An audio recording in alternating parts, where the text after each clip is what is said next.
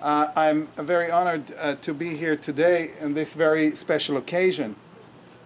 Very few people really know outside of NASA and Grand Turk how important of a role the Turks and Caicos, and especially Grand Turk, played in the space race, and especially for the Mercury program.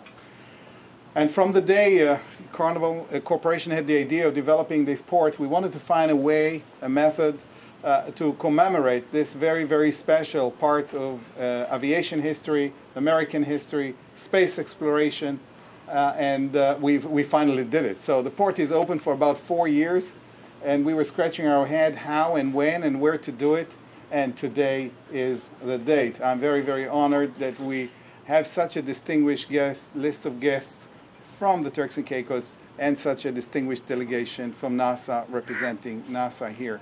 That was Vice President of Strategic Planning of the Carnival Cruise Line, Gior Israel, giving brief remarks today at the John Glen exhibition this morning, where the official showcase of a monument marking John Glen's splashdown near Grand Turk was presented to demonstrate the role of the Turks and Caicos Islands in space exploration. It was on February 20th, 1962, that astronaut John Glen, after completing orbits around the Earth in Friendship 7 aircraft, splashed down in Grand Turk waters and was taken to Grand Turk for medical treatment.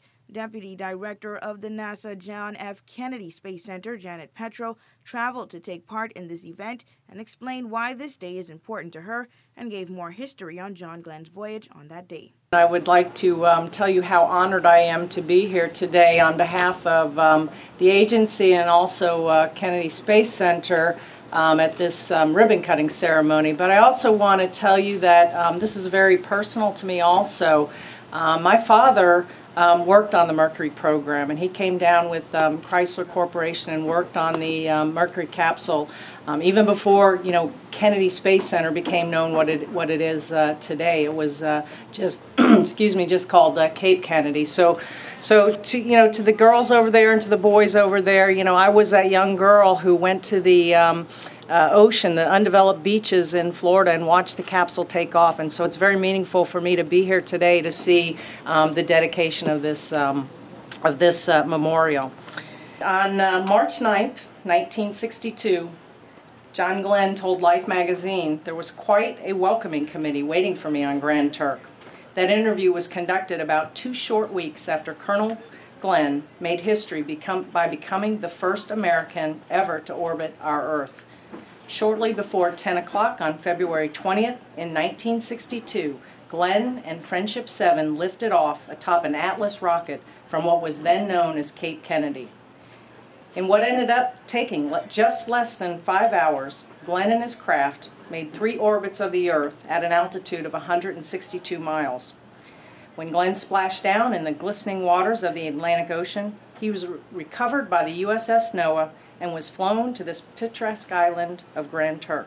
Along with Petro of NASA, astronaut Captain Winston Scott also attended today's event. Today was his first time in the TCI, and he also gave a few brief remarks on today's exhibition. As I was sitting here listening to the remarks that were made before me and looking at the exhibit in the background, as a space shuttle astronaut, my trajectory around the Earth was quite different from John Glen's. You know, he went up and went around 3 times, and he got to land here. I went up and stayed 9 days on my first flight, 16 days on my second flight. I always thought that I had the better of the deal, but after having landed here and seeing how very, very beautiful it is, I think I envy John Glen because he got here many, many years before I did. This is... And I mean that sincerely. This is my first visit to Grand Turk, but I can guarantee you it won't be the last. You have a very, very beautiful island here, and the port here is absolutely magnificent. Very happy to be here and be a part of it. Captain Scott also gave a few words of encouragement to the students on Grand Turk. For the school children, I'm really glad to see you here, the students and the teachers. As I was listening to you sing and looking at you, I reflected back to my own childhood. And I used to be able to say it wasn't too many years ago when it was a long time ago now when I was that age. But still, I remember very well. And when I was your age, I had no idea that I would be able to grow up and do some of the things that I've been able able to do. You know, I look at this space capsule here, and even as a naval aviator and adult, I knew that I would not qualify for this program because I was too tall. The folks who had to fly this were much shorter than me. At 6'1", I would not have qualified. But I knew that things don't always stay the same. And sure enough, the programs evolved, and the space shuttle was developed, and the space shuttle was big enough that it could accommodate people my height. And you know what you can see from space? You can see some of everything from space. We actually go around the Earth every hour and a half.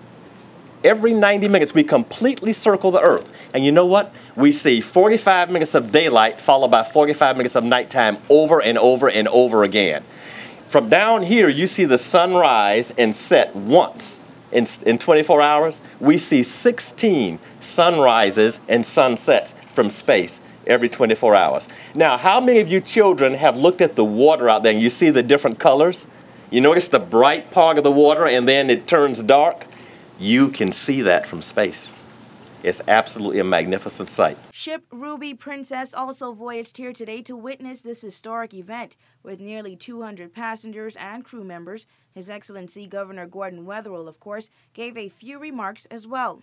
When on the 20th of February 1962, Colonel John Glen was picked up by an aircraft carrier near the island after completing, as we heard, 3 orbits in space in the capsule Friendship 7.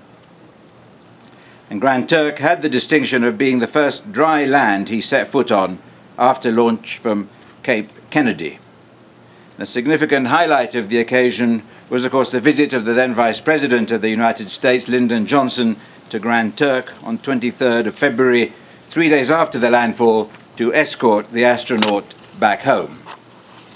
And I gather that despite the early hour of the arrival of the Vice President, I'm told it was at 4 a.m., a large number of people on Grand Turk thronged the airport to greet him and, of course, also John Glen. We spoke with Captain Scott shortly after the ceremony, and he explained just how and why this exhibition is so important. I think it's very important. It's very important, I think, not just for the local community to see it, but also for the school children, because this should be inspirational to them to do real well in school and to grow up and to take their place among the dignitaries and the business leaders of Grand Turk and the rest of the island. So it's very, very important. Traveling on Carnival Cruise just to witness this event as well was Gordon Fahey, who also spoke to News 4. I think it's awesome. We booked our cruise ship because we knew this was going on today. So I think the space program is very important to future developments of electronics and things of that nature.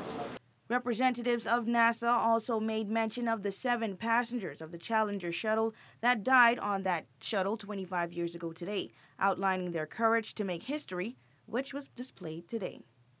For WIV4 News, I'm Amanda Miller.